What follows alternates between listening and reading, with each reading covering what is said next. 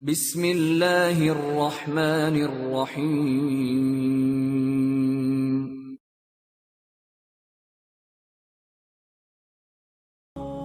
جمال الوجود بذكر الإله وتصفو الحياة بنور هدى جمال الوجود بذكر الإله وتصفو الحياة بنور هدى وتطلب نفس له طاعة ويبلغ سعد إلى منتهى. Para jamaah dirahmati oleh Allah Subhanahu wa taala. Kita akan melanjutkan kajian kita tentang tanda-tanda hari kiamat ini semakin dekat. Penjelasan tanda-tanda hari kiamat semakin dekat yang dijelaskan oleh Syekh Yusuf Abdullah Yusuf Al-Wabil ini mengatakan tidak akan terjadi datangnya hari kiamat manakala di tengah-tengah masyarakat ini akan mulai terjadi yang pertama, ilmu diangkat oleh Allah. Bodoh al-jalu diturunkan oleh Allah dari langit ke bumi. Munculnya kebodohan, ilmu diangkat oleh Allah. Jadi para jamaah, ini tanda-tanda hari kiamat semakin dekat. Dalilnya mana, Ustaz? Dijelaskan di dalam hadis Sahih Imam Bukhari, hadis yang ke-79, riwayat dari sahabat Anas bin Malik radhiyallahu ta'ala anhu. Rasulullah sallallahu alaihi wasallam bersabda, min asratis sa'ah ayurfa'al ilm wa yasbutal jahl. Ini hadisnya, bahwa tanda-tanda hari kiamat di antara semakin dekatnya hari kiamat apabila terjadi di tengah masyarakat ini orang yang berilmu semakin punah, semakin sedikit karena ilmu dicabut oleh Allah. Ini yang pertama. Para jamaah Bapak Ibu yang dimuliakan oleh Allah, bagaimana ilmu dicabut sama Allah? Apakah ilmu dicabut dari seorang ulama atau dicabut itu dari dadanya? Apa mungkin ketika saya menyampaikan ilmu tiba-tiba Allah mencabut ilmu saya oleh Allah? Apakah Allah mencabut langsung dari para ulama-ulama yang mereka mendakwahkan agama, dicabut langsung dari dada-dada mereka? Tidak, kalah tidak. Maksud ilmu oleh Allah dicabut itu adalah Allah mewafatkan orang-orang yang berilmu. Jadi Bapak Ibu, kalau ada orang yang berilmu, orang yang alim, tiba-tiba kok umurnya pendek, gak lama dia, umur 40, 50 sudah meninggal, gak sampai mungkin 60, 70 sudah meninggal. Ini tanda-tanda bukti akan mukjizat Nabi bahwa ketika di tengah masyarakat orang-orang yang alim, paham, ngerti Quran dan hadis Nabi, semakin meninggal dunia, semakin mereka diwafatkan oleh Allah. Kalau sudah seperti itu bagaimana Bapak Ibu? Kalau orang yang berilmu sudah pada habis, semakin sedikit karena banyak meninggal dunia, entah sakit, entah dibunuh, entah diapakan, banyak kematian-kematian yang terjadi, maka yang terjadi masyarakat ini bingung. Ketika dia ingin bertanya, ingin minta fatwa, ingin minta penjelasan tentang ilmu, karena sedikitnya orang yang alim, orang yang jujur, orang yang robbani mendakwakan Islam dengan amanah, ini sudah semakin punah. Maka masyarakat berbondong-bondong, sudah itu si fulan, kita tanya aja pada fulan. Ya, ternyata fulan yang ditanya seperti orang yang berilmu, padahal dia dukun, padahal dia tidak mengerti agama,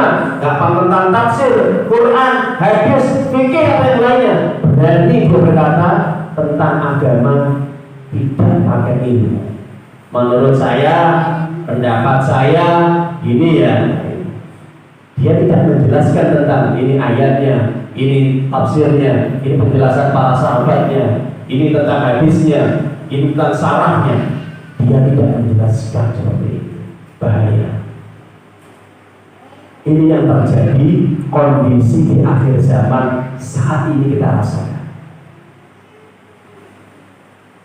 Makanya para jamaah, apa yang telah diprediksi oleh Nabi ini jelas. Ibnu Hajar As-Asqalani di dalam kitab Fathul Bari ketika menjelaskan hadis Sahih Imam Bukhari di atas mengatakan, ini seorang ulama hadis ya, dia pakar masalah tentang hadis. Dia membuat membuat kitab ini. Kurang lebih ada berapa jilid? Kalau tidak salah ada 15 sampai 20 jilid. Ini namanya kitab Fathul Bari. Kitab Fathul Bari itu penjelasan sarahnya kitab Sahih Imam Bukhari yang terkenal dengan Ibnu Hajar As-Asqalani. Kenapa dinamakan Ibnu Hajar? Anaknya Batu, ya. Karena ada cerita yang unik ketika Ibnu Hajar ini dia belajar di pondok pesantren umpama atau di masjid. Ini sudah bertahun-tahun ini nggak mudah-mudah, sulit untuk belajar. Ya saat itu mungkin dia banyak pikiran, banyak gangguan. Kalau belajar itu misalkan ya ngaji, kok nggak bisa nangkep, sulit sekali. Apa yang terjadi? Dia frustasi, kemudian dia meninggalkan majelis ilmu, berusaha untuk menenangkan pikiran. Qadra ta'ala dengan izin Allah, dia kemudian beristirahat sebentar ketika dalam perjalanan. Saat itulah dia berteduh dekat dengan mata sumber air di situ. Ketika dia istirahat duduk, kemudian dia sekilas memperhatikan ada mata air, ya, sumber mata air itu yang di situ sumbernya tidak lancar, artinya tidak kencang, tidak santer, hanya neteskan tes. Dia lihat di bawahnya ada batu besar, batu besar. Nah, batu itu diperhatikan, ternyata apa? Batu itu ternyata bisa lubang dengan tetesan air tadi. Tes, dia pikir bisa ya? Dengan tetesan batu yang begitu besar, keras itu bisa berlubang. Apa penyebab? Oh, ternyata tetesan itu bukan hanya 1-2 hari, bertahun-tahun. Sehingga ketika batu yang besar saja bisa berlubang dengan tetesan air. Coba Bapak Ibu Mas semuanya, ada batu saja sampai siram dengan air, berlubang nggak? Secara ilmu ya, sains ini nggak masuk akal langsung lubang. Nggak tahu kalau airnya air keras atau air panas hancur. Air siram nggak akan berlubang, tapi batu bisa berlubang dengan tetesan air. Ternyata tetesan air itu bukan hanya 1 hari, 2 hari, 3 hari, berpuluh-puluh tahun terus. Dia berpikir, dia berspekulasi, batu saja bisa berlubang dengan tetesan. Ini menunjukkan otak yang Allah ciptakan untuk saya. Kenapa tidak sebagaimana batu? Artinya bisa menerima ilmu. Ini saya kurang sabar dan kurang ikhlas. Kembali lagi, dia belajar dengan sungguh-sungguh, dengan niat yang lurus, dengan izin Allah Taala, dia menjadi ulama yang besar. Jadi disitulah kesabaran Ibnu Hajar As-Asqalani. Ibnu Hajar As-Asqalani rahimahullah ketika menjelaskan hadis Imam Bukhari mengatakan bahwa hadis tersebut menunjukkan Nabi menerangkan bahwa tanda-tanda hari kiamat itu ada 2. Yang pertama, ada tanda-tanda hari kiamat yang kecil, ada tanda-tanda kiamat yang besar. Atau yang dikatakan ada tanda-tanda kiamat yang dimana sangat berbahaya dan tidak membahayakan. Bagi kehancuran alam semesta sangat berbahaya. Ini kehancuran alam semesta. Tanda-tanda kiamat yang kecil ini diantaranya adalah ketika ilmu diambil oleh Allah dan kebodohan merubah. Sebelum muncul tanda-tanda kiamat yang besar, kata Ibnu Hajar Asqalani, apa yang terjadi? Munculnya Dajjal, turunnya Nabi Isa dari langit, munculnya Ya'juj dan Ma'juj, matahari terbit dari barat, ya, dan adanya hawa panas api yang keluar dari negeri Yaman, dan masih banyak lagi. Itu tanda-tanda kiamat besar. Ini masih kecil kita, yang kita rasakan ini masih kecil dulu. Sebelum nanti akan tampak semakin besar yang Allah tampakkan. Wallahu a'lam bishawab. Bapak Ibu, apakah nanti kita merasakan munculnya Dajjal? Apakah nanti kita akan bertemu dengan Nabi Isa? Apakah nanti kita akan bertemu dengan Imam Mahdi yang sudah diberitahu oleh Nabi? Wallahu bishawab. Jadi yang penting ini kita harus yakin bahwa semua yang diberitakan oleh Nabi itu hak, benar. Ustaz, kenapa Nabi Isa itu turun dari langit? Bagaimana yang harus kita lakukan kalau muncul Dajjal? Nanti, ini bukan episodenya. Kita runtut nanti ilmunya tentang bagaimana tanda-tanda kiamat semakin dekat. Para jamaah dirahmati oleh Allah SWT, maka dari sinilah ketika ilmu ini semakin diangkat dan kebodohan merajalela, maka terjadi kerusakan yang luar biasa. Makanya para jamaah sampai-sampai dijelaskan oleh Nabi bagaimana ilmu diangkat. Ilmu diangkat itu dimatikan para ulama, dimatikan orang yang berilmu. Di dalam hadis Sahih Imam Bukhari dan Sahih Imam Muslim dari sahabat Abdullah bin Amr bin As radhiyallahu anhu, Rasulullah SAW bersabda, Inna Allah Ta'ala la yanziru al-ilm intiza'an yantaziru minal ibad, ya, bahwa Allah tidak akan mencabut ilmu langsung dari pelakunya, orangnya, tapi Allah akan mencabut ilmu itu dengan diqadil ulama hatta idalam yakko, sampai ketika orang alim tadi sudah diwafatkan oleh Allah, semuanya sudah hilang, ya, berkurang. Gak lenyap semuanya, enggak, tapi semakin sedikit sekali. Ya, jadi ini yang dimaksud ulama ini ulama lurus, ya, ulama robbani yang berjuang di jalan Allah, menyampaikan agama ini bukan tendensi dunia, bukan karena ada kepentingan kelompok, ya, partai, suku ataupun golongan atau jamaah, tapi niatnya berdakwah lillahi ta'ala, karena Allah. Ya, ini semakin berkurang. Hatta lam yakun, ketika tidak tersisa apa tadi? Ittakhadhan nasu ru'usan juhalan fasu'ilu fa'afdal bighairi ilmin dallu fa'adallu. Perhatikan apa kata Nabi, sampai ketika orang-orang menyampaikan agama ini semakin punah, semakin sedikit, sehingga tidak tersisa sedikit pun. Orang bingung cari guru. Cari guru itu bingung. Akhirnya apa? Ya sudah, asal comot saja, kata Nabi. Ittakhadhan rasul urusan jualan. Orang yang bodoh tadi diangkat jadi pemimpin, orang bodoh tadi dianggap sebagai tokoh agama, orang bodoh tadi dianggap sebagai ustadz, ulama dan kiai atau habib. Apa yang terjadi ketika dia tidak melihat, ya, ilmunya, akhlaknya, dakwah yang disampaikannya, sumber yang dijelaskannya, terus sudah ikut aja, yang penting baik, ya, entah itu benar tidaknya, sahih atau tidaknya, sumbernya jelas atau tidaknya, yang penting jadikan dia ini pemimpin kita, ya, tokoh agama kita. Ketika dia tanya apa terjadi, dijawab fa'afdal bighairi ilmin. Orang tadi berfatwa menjelaskan tentang agama tanpa ilmu. Kalau sudah seperti itu, yang terjadi apa? Dallu fa'adallu, sesat dia dan sesat semua jamaah.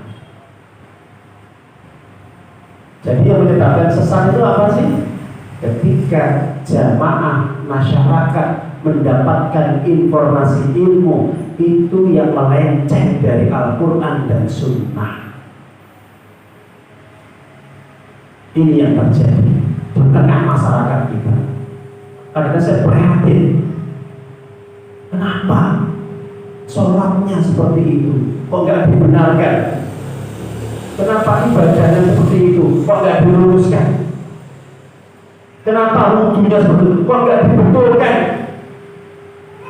Kenapa sedekahnya, baca Qurannya, hajinya atau yang lain kok itu masih tidak sesuai dengan Al-Quran dan Sunnah dan syariat, kok tidak dibenarkan?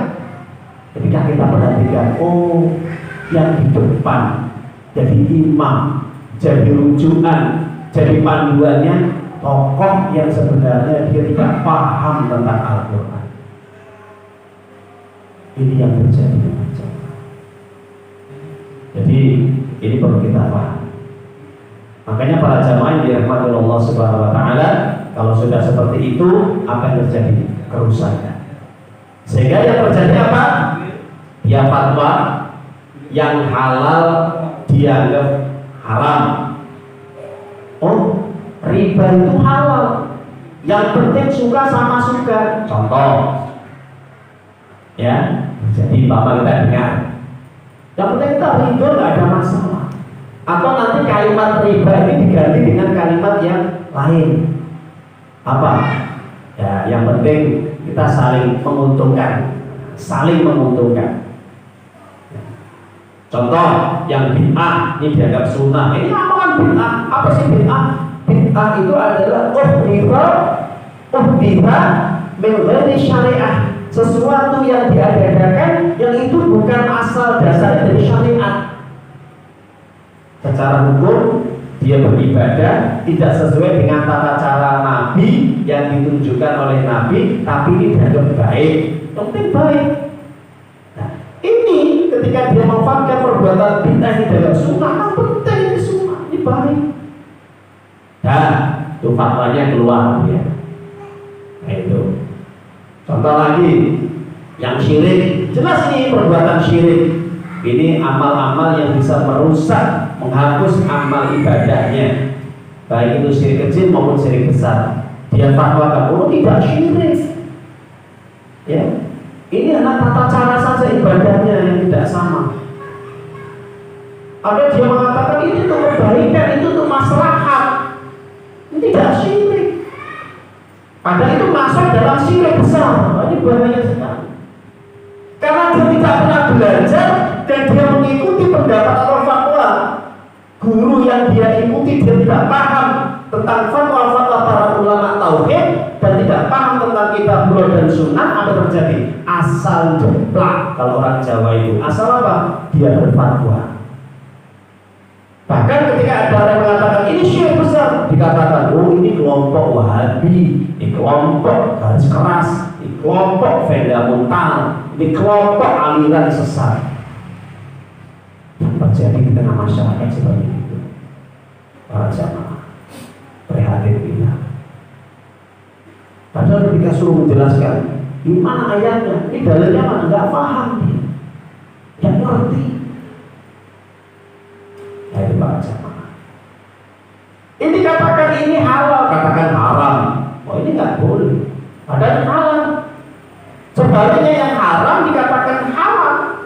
Contoh, ya. Fatwa boleh laki-laki pakai cincin emas, pakai kalung emas, ada fatwanya ini boleh.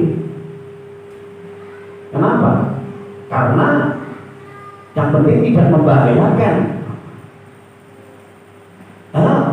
Boleh, yang penting untuk tukar dalam pernikahan saja. Yang penting nggak dipakai. Ini fatwa-fatwa yang sangat membahayakan. Bolehnya laki-laki berubah jenis dari wanita jadi waria atau transgender. Fatwa-fatwa seperti ini. Kenapa? Karena kondisi ekonomi. Nah ini bahaya sekali. Jadi bahkan kalau kita lihat orang-orang liberal itu ya, wukuf itu tidak asal di Arafah. Wukuf itu boleh saja dimanapun. Tidak harus di Mekah, di Arafah. Ini orang liberal. Jilbab itu tidak wajib. Bayar dong. Yang keluar ucapan itu dari siapa? Orang-orang yang sebenarnya dia ini tidak punya ilmu, tapi dia berkata sesuai dengan nafsunya. Jelas ini dalilnya sama dia. Oh ini kan asbabun nuzulnya di Arab, ya. Dan saat itu belum sempurna syariat, jadi nggak wajib. Nah, coba para jamaah ngeri. Ini yang terjadi akhir zaman sekarang ini. Sholat itu ya tidak harus menghadap kiblat. Sholat itu tidak harus pakai gerakan. Yang penting kita yakin Allah ada dalam hati kita. Ini sudah sholat. Ada yakin yang penting. Ada juga orang mengatakan, ya, orang tidak sholat, meninggalkan sholat itu dia tidak akan jatuh dalam kekufuran atau murtad keluar dari Islam. Yang penting apa? Yakin sholat itu wajib. Ada nggak Pak Bu? Banyak. Saya pernah mendengar langsung ada seorang jamaah itu ketika tanya kepada gurunya dia ngaji, orang kalau tidak sholat bagaimana selama hidupnya? Oh, Muslim dia, Muslim. Yang penting dia meyakini wajibnya sholat, meskipun dia tidak sholat, yang penting dia syahadat. Bayangkan Bapak Ibu. Terus saya buka, terus bagaimana dengan ayat Allah surat At-Taubah ayat yang 11?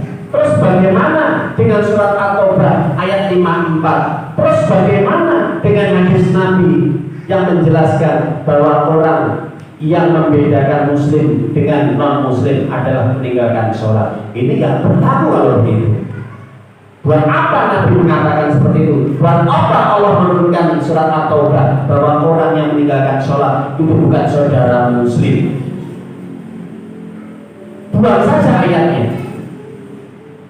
Ternyata dia tidak paham tentang Al-Quran. Bahaya Bapak Ibu jamaah. Kalau sampai kita mendapatkan informasi ilmu yang dia berkata tanpa dalil, tanpa bukti, tanpa hujah, yang terjadi apa? Kerusakan yang luar biasa. Jadi orang yang tidak sholat semuanya ini muslim. Begitu Bu? Enak. Gak usah sholat, yang penting yakin saja sholat itu wajib, yang penting syahadat. Nanti kalau saya mati disolati. Bagaimana Bu? Enak toh? Enak.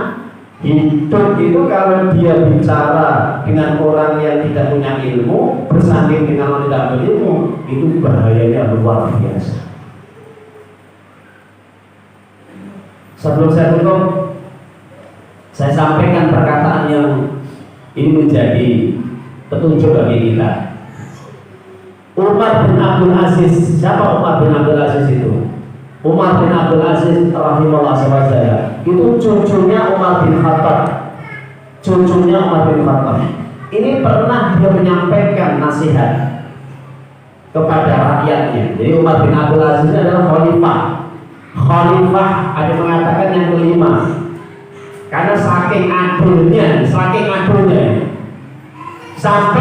antara binatang kambing dengan serigala ini berteman, ya. Jadi serigala ini tidak menerkam atau memakan kambing. Kenapa? Keberkahan dari langit itu turun. Saking adilnya, Masya Allah. Itu. Jadi kalau ada pemimpin yang adil ini pengaruhnya luar biasa, keberkahan turun dari langit. Ya. Nah, serigala ini kan binatang buas, binatang yang pemangsa, ya sama-sama binatangnya. Wild animal kalau di dalam TV itu ya, binatang buas. Nah, tapi pada kenyataan pernah terjadi pada zaman Khalifah Umar bin Abdul Aziz ini, karena dia adalah pemimpin yang adil, sampai-sampai Allah menurunkan keberkahan. Jadi insya Allah tidak ada orang yang kelaparan rakyatnya ketika dia memimpin. Bahkan Umar bin Abdul Aziz tidak mau menerima gaji, ya, tidak mau menerima gaji. Dia bekerja sendiri, dia usaha sendiri. Masya Allah. Sampai seperti itu keadilannya. Beliau mengatakan di dalam nasihatnya apa? Man 'abadallaha bi ghairi ilmin wa yufsidu aktsaru mimma yusbih. Perhatikan kalimatnya. Siapapun orang yang ibadah kepada Allah tanpa ilmu, ya, tanpa ilmu, maka kerusakan yang ditimbulkan di tengah masyarakat itu lebih besar daripada manfaat yang diperolehnya. Jadi para jamaah, orang itu kalau tidak punya ilmu, maka akan menjadi apa? Rusak. Kerusakan yang terjadi luar biasa. Sholatnya nggak karu-karuan, ibadahnya yang lain juga nggak karu-karuan. Contoh saja, ketika orang itu tidak punya ilmu, contoh saja, Bapak Ibu, anak-anaknya kita perhatikan ya, contoh saja dalam kehidupan kita sehari di rumah. Kira-kira orang tua kita, anak kita ini, ketika mau makan ini pakai tangan kanan, tangan kiri. Ini kalau kita tahu ada orang tua kita makan tangan kiri, minum tangan kiri, atau anak kita makan tangan kiri atau minum tangan kiri, itu kita biarkan, itu tanda kerusakan ini. Ini yang biasa loh ya, masalah makan loh ya. Belum nanti tidurnya, tidur mereka tuh lucu nggak? Doa nggak? Sama orang tua diajarkan doa nggak? Mengenal Allah nggak? Diajarkan tauhid nggak oleh orang tuanya? Mau tidur, nah baca doa dulu. Bismika Allahumma ahya wa amut. Nah, ini orang berilmu. Kalau orang nggak berilmu, ayo orang tidur cepat dulu. Lalu TV ya. Kok nggak diperintahkan? Nah, wudu. Nah, ayo dirapikan tempat tidurnya dan berdoa. Kalau orang tua nggak punya ilmu, nggak cepat dulu tidur. Padahal ketika orang mau tidur, anak mau tidur, ini kalau kita kenalkan doa, dia akan mengakui hidup matinya hanya untuk Allah. Itu kalau orang berilmu, rusak. Banyak kita rusak ibadah kita karena kita nggak pernah dididik sama orang tua kita tentang ilmu.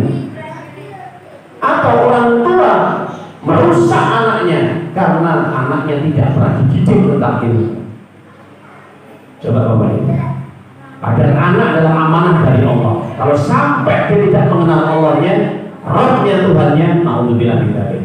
Hati-hati nanti pada hari kiamat kita akan dituntut oleh Allah SWT.